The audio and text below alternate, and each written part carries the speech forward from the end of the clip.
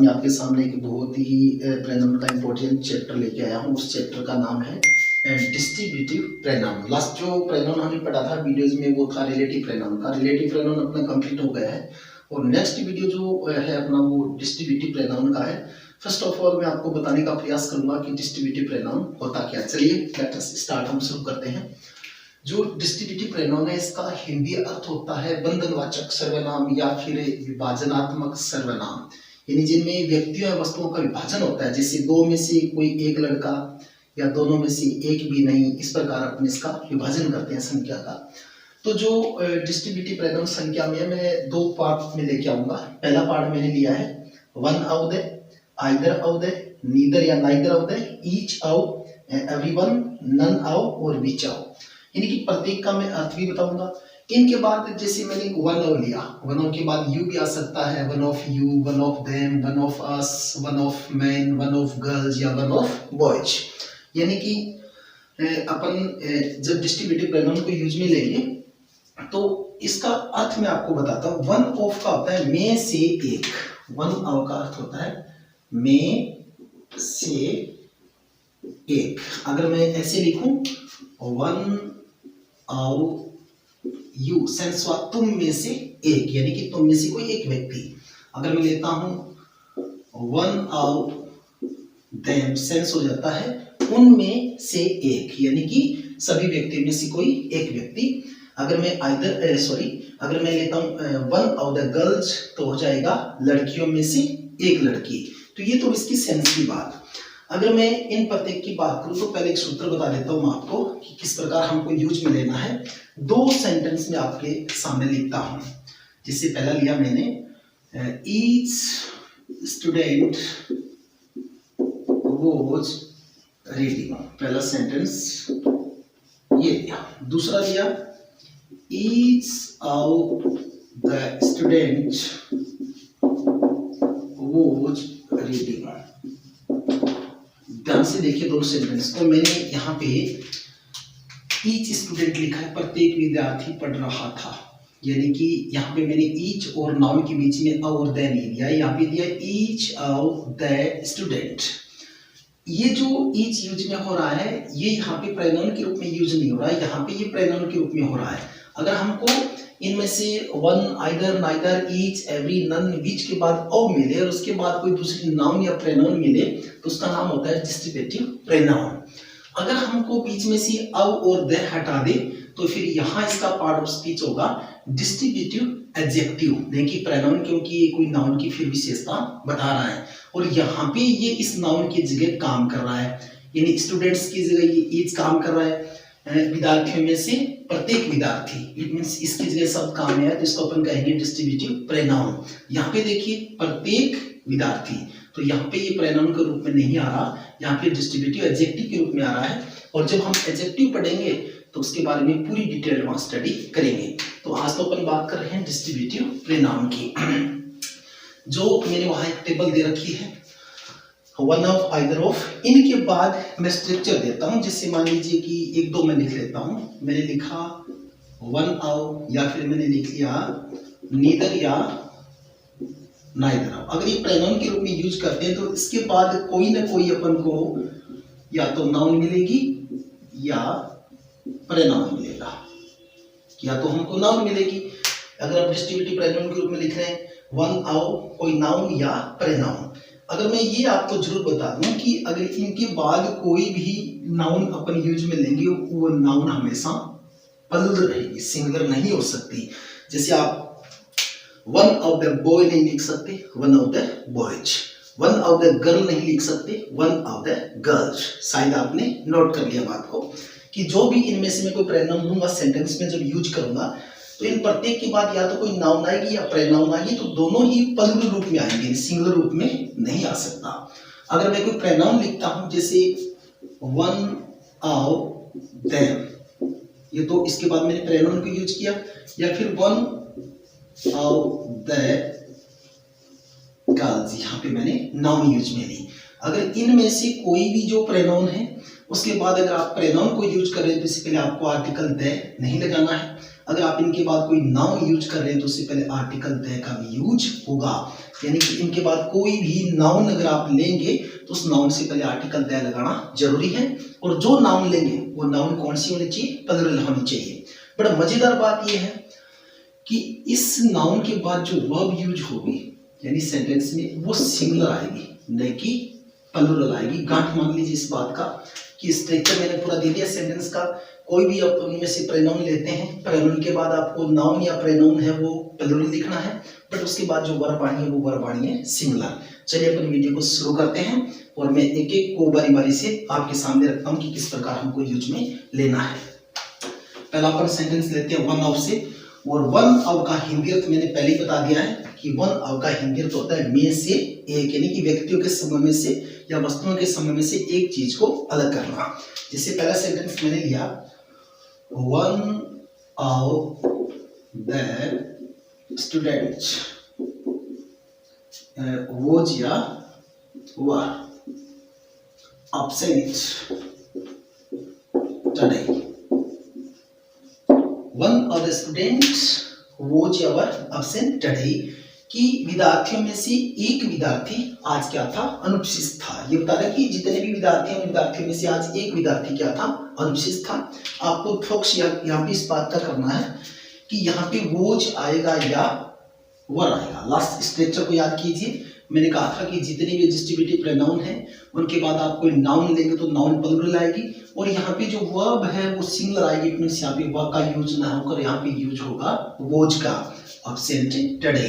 ये सेंटेंस अपना ये कहता है कि विद्यार्थियों में से एक विद्यार्थी आज अनुपस्थित था।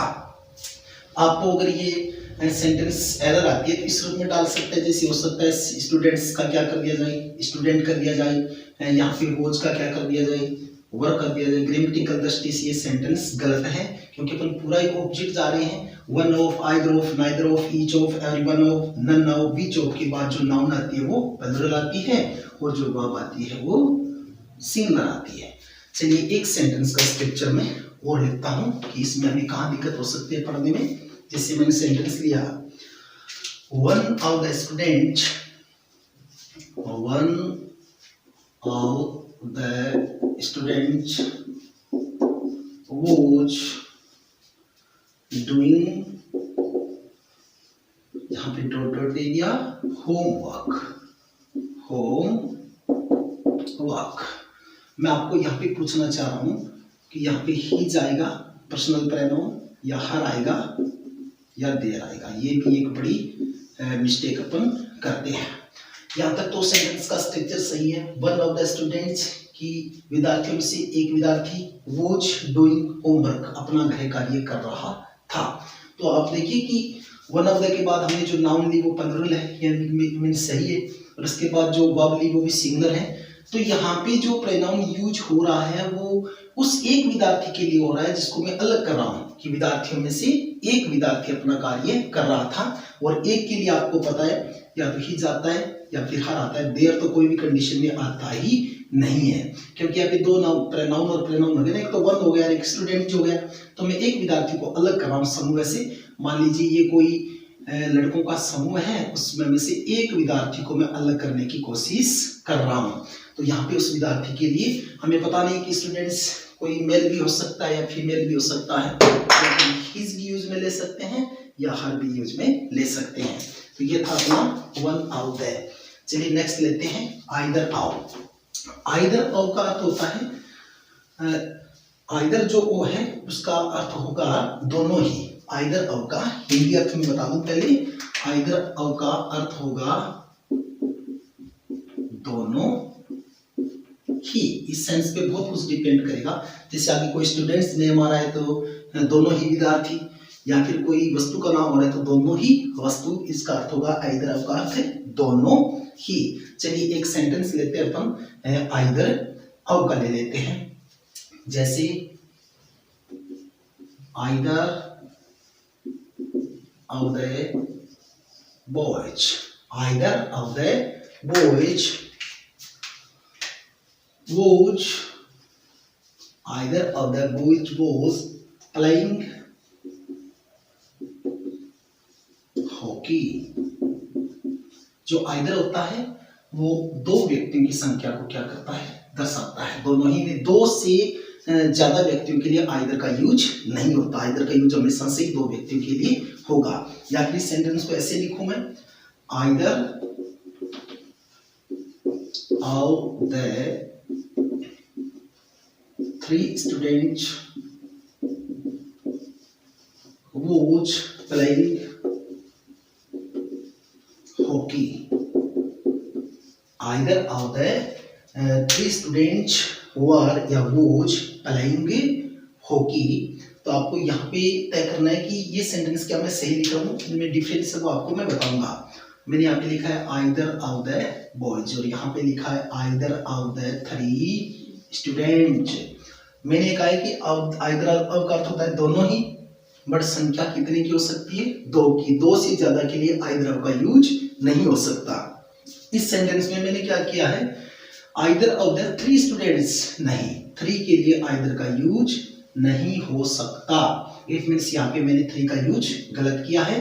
आइदर ऑफ द 2 स्टूडेंट्स में लिख सकता हूँ, आइदर ऑफ द 2 बॉयज में लिख सकता हूँ, आइदर ऑफ द 2 गर्ल्स लिख सकता हूँ, आइदर ऑफ यू लिख सकता हूँ, आइदर ऑफ देम लिख सकता हूँ। उसमें मतलब होगा दो की संख्या को ही दर्शाएगा।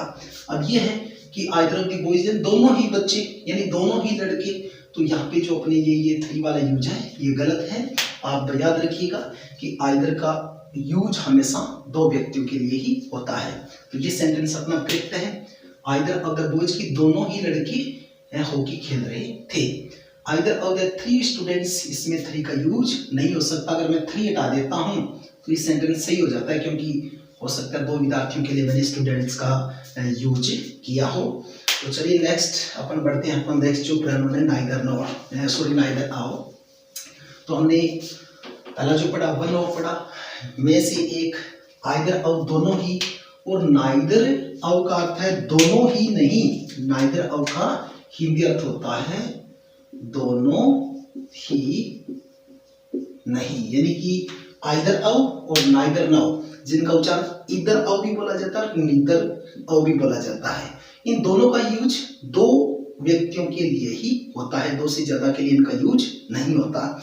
और नाइदर ऑफ का हिंदी तो हो जाता है दोनों ही नहीं। चलिए एक सेंटेंस लिखते हैं, neither of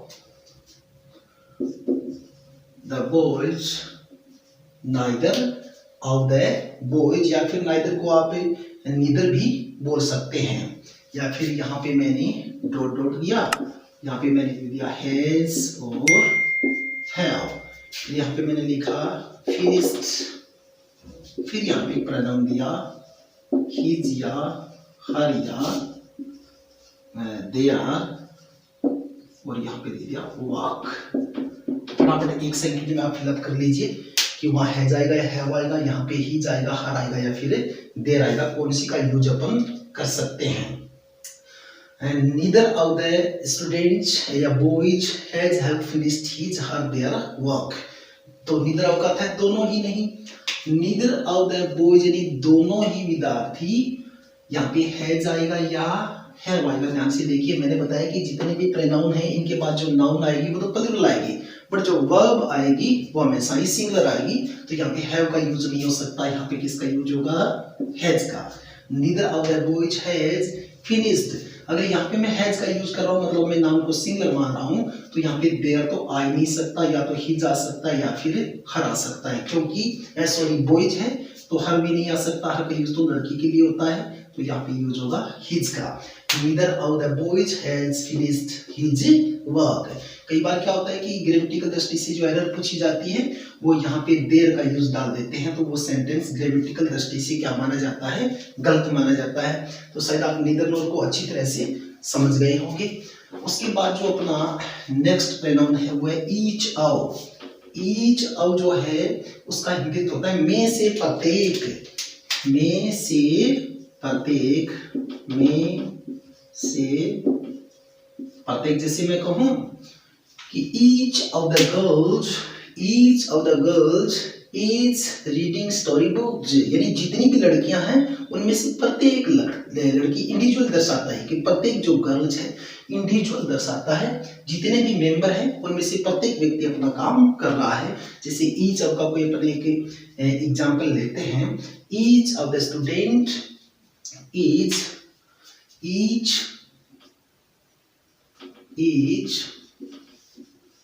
of the student, यहाँ पे मैंने the before reading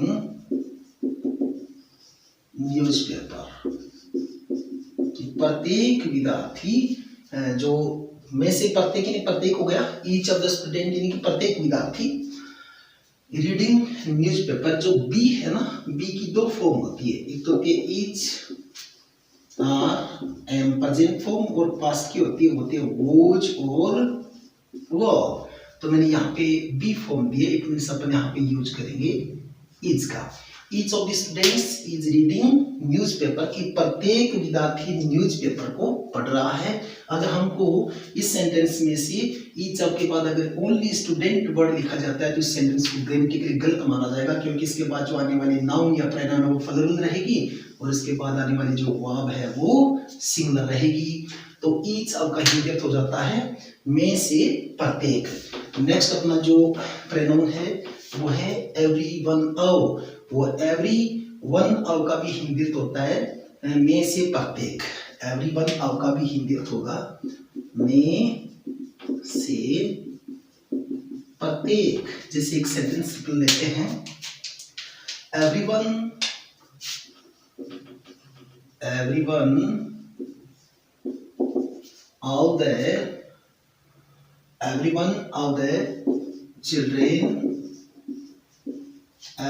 of the children, यहाँ पे मैंने डॉट डॉट दिया और यहाँ पे दिया हैज और यहाँ पे दिया हैव completed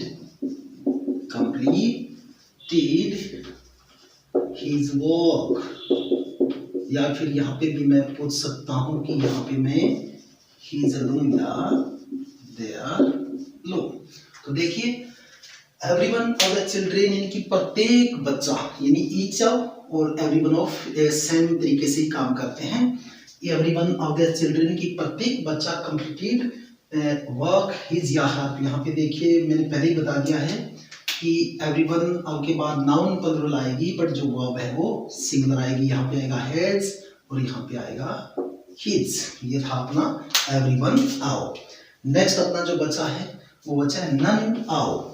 नन ऑफ और नन ऑफ का अर्थ होता है में से कोई नहीं, में से कोई नहीं। नन ऑफ का हिंदी अर्थ अगर आप लेंगे ये होगा में से कोई नहीं। चलिए एक एग्जांपल के द्वारा नन को समझते हैं। None of them can, none of them can achieve success। none of them can achieve success की उनमें से कोई भी सफलता अर्जित नहीं कर सकता। तो जो none of होता है उसका हिंदी अर्थ होता है में से कोई नहीं, यानी कि प्रोनाउन का भी यूज हो सकता है, बट प्रोनाउन नहीं आएगा। जो प्लूरल रूप का प्रोनाउन है वो भी आएगा, सिंगुलर रूप का नहीं आ सकता। जैसे एक अपन प्रोनाउन की जगह नाउन भी ले सकते हैं। none of the soldier was या were present there। none of the soldier was या were present there। क्या आप बता सकते हैं कि मैंने ग्रामेटिकल दृष्टि से सेंटेंस में कहाँ गलती की है? आप डेफिनेटली कहेंगे हाँ सर हमें पता है, क्योंकि नन ऑफ के बाद जो नाउन आएगी वो प्लूरल आएगी, सिंगुलर नहीं आएगी। यहाँ पे आएगा was. None of the soldier, तो वोज प्रेजेंट देयर कि वहाँ कोई भी सिपाही है वो मौजूद नहीं था। तो ये नन ऑफ का इंगित हो जाता है में से कोई नहीं। बड़े इजी, यानी कि मैं प्रत्येक का एग्जाम्पल दे रहा हूँ इसलिए ताकि आप अभ्यास हो जाए, यानी कि एक को बताने के बाद दूसरे को बताने की आवश्यकता है ही नहीं। बट डिटेल स्टडी को अच्छा माना जाता है, यानी कि हम प्रत्येक एक एक एग्जाम्पल लें तो अच्छी तरह हमारे दिमाग में कंसेप्ट क्लियर हो जाती है। चलिए अपने एक बचा है विच ऑफ, और विच ऑफ का अर्थ होता है में से कौन सा, में से कौन सा। विच ऑफ का हिंदी अर्थ होगा में से कौन सा, यानी कि ये चयन करता है विच ऑफ द, जैसे सेंटेंस लेता हूं मैं, which of the cow missing yesterday, यहाँ पे मैंने दिया वोज और वर। आपको सेंटेंस को ध्यान से देखना है कि क्या मैंने कहीं पे कोई गलती की है, क्या आप कुछ इसमें करेक्शन कर सकते हैं। तो आप ध्यान से देखेंगे तो आपको लगेगा कि जो विच ऑफ प्रोनाउन है उसके बाद जो नाउन आएगी उसके साथ एस लगेगा, क्योंकि प्लुरल होगा। विच ऑफ द काउच वो हो जाएगा वर आएगा। मैंने पहले ही क्लियर कर दिया है कि इन प्रोनाउन के बाद जो नाउन आएगी वो प्लुरल आएगी, बट वर्ब है वो हमेशा सिंगुलर आएगी। इस बात को आप याद रखिएगा। तो यहाँ पे जो अपन आएगा वो जाएगा which of the couch was missing yesterday, कि कल है वो कौन सी गाय है वो मिस थी, यानी कि आपको मिली नहीं थी। तो ये जो प्रोनाउन है, मैंने कहा था कि प्रोनाउन को मैं दो लिस्ट में डिवाइड करूंगा। एक वे प्रोनाउन जिनके बाद प्लुरल नाउन और सिंगुलर वर्ब आएगी। अब मैं वो प्रोनाउन लेके आऊंगा जिनके बाद नाउन भी प्लुरल आएगी और आने वाली वर्ब भी प्लुरलाइज्ड ही होगी। तो चलिए उन प्रोनाउन की लिस्ट में आपके सामने प्रेजेंट कर देता हूं। ये जितने भी थे इनके बाद ऑब्जेक्ट था सिस्टम, जो नाउन थी वो प्लुरल थी बट वर्ब है वो सिंगुलर थी। जैसे मैं प्रोनाउन लिख देता हूं, एक लिस्ट और लेता हूं। एक लिया मैंने सम आउ, एक लिया मैंने मैनी आउ, एक लिया बोथ आउ और एक हो गया ऑल आउ। ये भी सबके सब डिस्ट्रीब्यूटिव प्रोनाउन है और इनका भी बारी बारी से अपन अध्ययन करेंगे। सबसे पहले मैंने लिया है सम आउ और इसका अर्थ होगा में से कई, यानी में से कुछ लोग, में से कुछ। बट एक बात को पहले नोट कर लीजिएगा, जैसे मैंने लिया सम आउ, ऐसे मैं प्रत्येक को लिख सकता हूं। इनके बाद या तो आपको मिलेगी नाउन या फिर आपको मिलेगा प्रोनाउन। ध्यान रखिएगा सम आउ के बाद चाहे नाउन हो चाहे प्रोनाउन हो, ये दोनों प्लुरल रूप में आएंगे। इनका रूप है वो प्लुरल होंगे, बहुवचन रूप में होंगे। दूसरी एक कंडीशन और है, सम आउ के बाद अगर आपको प्रोनाउन मिलता है तो आर्टिकल दे नहीं आता, बट अगर नाउन मिलेगी तो नाउन से पहले आपको आर्टिकल दे का भी यूज करना पड़ेगा। नेक्स्ट बात आती है इनके बाद जो आएगी वर्ब। बताइए वर्ब सिंगुलर आएगी या प्लुरल आएगी। लास्ट बार तो हमने जो पहला चार्ट लिया था उसमें तो वर्ब सिंगुलर आई थी, बट अब की बार जो मैं चार्ट लेके आया हूं इसमें जो वर्ब है वो भी प्लुरल आएगी, सिंगुलर नहीं आएगी। अगर किसी को पता नहीं हो तो मैं बता दूं कि जो वर्ब होती है, वर्ब मूल रूप से वर्ब का जो वचन होता है वो प्लुरल होता है। वर्ब का मूल रूप से वचन क्या होता है? प्लुरल होता है। हमने नाउन का तो देखा है सिंगुलर और प्लुरल, बट वर्ब का कुछ लोगों को पता नहीं होता, ज्यादातर लोगों को पता होगा भी। अगर किसी के संज्ञान में नहीं है तो चलिए मैं बता देता हूँ। जैसे मैंने लिखा read, right, play, laugh, run, walk, ये सब मूल अवस्था में वर्ब है। ये मूल अवस्था में प्लुरल होती है। तो फिर कहेंगे फिर सिंगुलर कैसे बनेगी? वर्ब के साथ एस या ईएस लगाने से वर्ब सिंगुलर रूप में आ जाती है। जैसे मान लीजिए कि मैंने लिखा प्ले, ये प्लुरल रूप है, मैंने लिख दिया प्लेज, ये सिंगुलर रूप है। इसके अलावा जितनी भी अपन अगर किसी सेंटेंस में अपन एचवी का यूज कर रहे हैं तो एग्रीमेंट एचवी और सब्जेक्ट के अनुसार होता है। अगर अपन एचवी का यूज नहीं कर रहे हैं तो मैन वर्ब और सब्जेक्ट का क्या होता है? एग्रीमेंट होता है, जैसे प्रेजेंट इंडेफिनिट में। वैसे प्रत्येक टेंस में दो साइकिलें होती है, जैसे is, are, am, do, does, was, were, has, have. तो जिसके साथ एस लगा हुआ होता है ना, वो सिंगुलर के साथ में यूज आती है क्योंकि उसका सिंगुलर रूप बनाया गया है। चलिए वर्ब पढ़ेंगे तब इसकी बात करेंगे, बीच में अपन नहीं करेंगे। तो मैंने ये कहा है कि ये जितने भी मैंने प्रोनाउन लिखे हैं, इन प्रोनाउन के बाद जो अगर नाउन आती है तो वो प्लूरल आएगी, उसकी पूरा आर्टिकल दे आएगा, प्रोनाउन आता है प्लूरल आएगा, और जो वर्ब आएगी वो प्लूरल आएगी। चलिए एक एक को अपन पढ़ते हैं। सबसे पहले अपन एग्जांपल लेंगे जो अपने लिखा है सम आउ। जैसे सम आउ, सम आउ दैट, या तो मैं एक तो वर्ड दे रहा हूं स्टूडेंट और एक लिखता हूं student. Some of the student या स्टूडेंट वोज या were, some of the student was या were going on an educational tour, educational tour. मेरे को आपसे ये पूछना है कि यहाँ पे स्टूडेंट आएगा या स्टूडेंट जाएगा, यहाँ पे वो जाएगा या वर आएगा। तो आपका आंसर होगा कि सर यहाँ पे स्टूडेंट जाएगा, क्योंकि ये जितने भी प्रोनाउन हैं इनके बाद नाउन या प्रोनाउन क्या आती है, प्लूरल आती है। और यहाँ पे जो वर्ब है वो भी अब की बार वर आएगी, क्योंकि इन प्रोनाउन के बाद नाउन और जो वर्ब है दोनों प्लूरल रूप में यूज में आते हैं। इसको मैं नहीं ले सकता वोज को, क्योंकि इसके साथ एस लगा है, और एस लगाने से वर्ब कौन सी रूप में आती है, सिंगुलर रूप में आती है। तो मेरे को यहाँ पे लेना होगा वर्ब, तो मैंने यहाँ पे यूज किया वर्ब का। तो यार हुआ कि विद्यार्थियों में से कुछ विद्यार्थी हैं वो शैक्षिक भ्रमण पे गए हैं, तो कुछ का मतलब संख्या एक से ज्यादा हो गई। अब अपन बात करते हैं नेक्स्ट मैनी आओ। मैनी आओ का हिंदी अर्थ होता है, जो आपको बहुत से लोगों को तो पता ही होगा, में से कई, में से कई, में से कई। और बोथ का अर्थ होता है में से दोनों।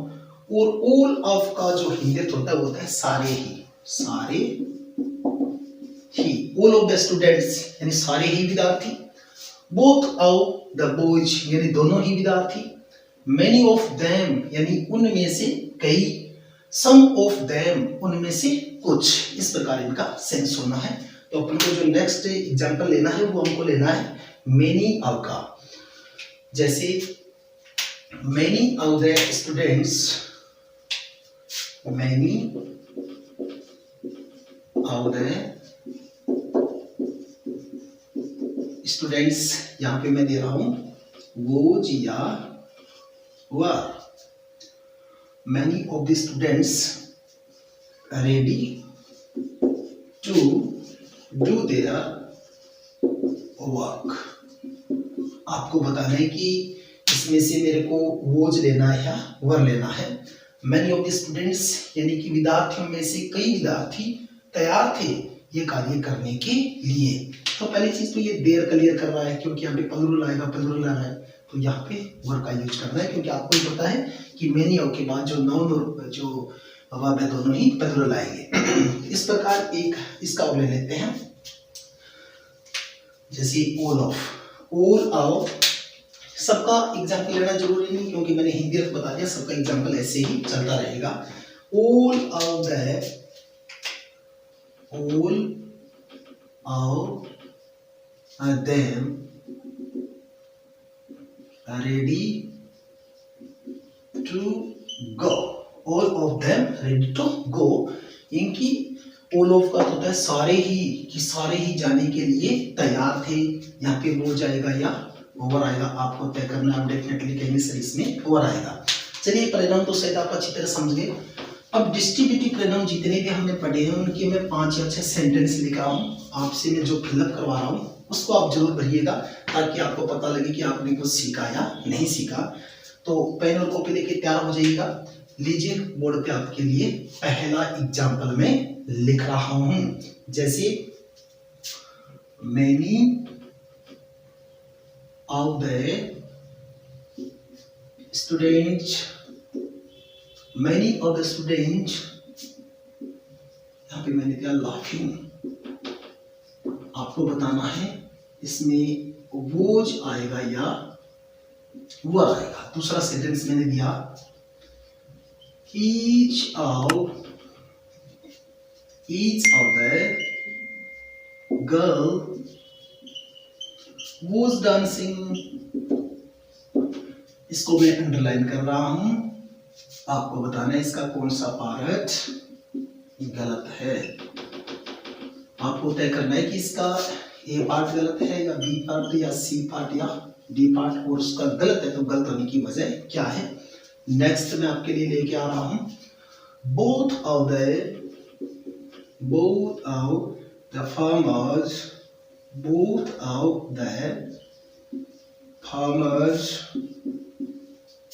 यहाँ पे आपको बताना है वोज आएगा या वर आएगा।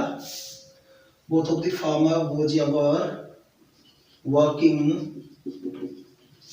इन, यहां आपको बताना है देयर आएगा या ही जाएगा, और यहाँ पे मैंने लिख दिया फील्ड। सोच लीजिएगा, आपके लिए इम्तिहान की घड़ी है, एग्जाम की घड़ी है, आपने जो कुछ पढ़ा उसका प्रतिफल आपको क्या मिला वो इस सेंटेंस में दिख जाएगा। मैं 4 या 5 एग्जाम्पल लेता हूँ, उसके बाद आपको मैं समझा दूंगा।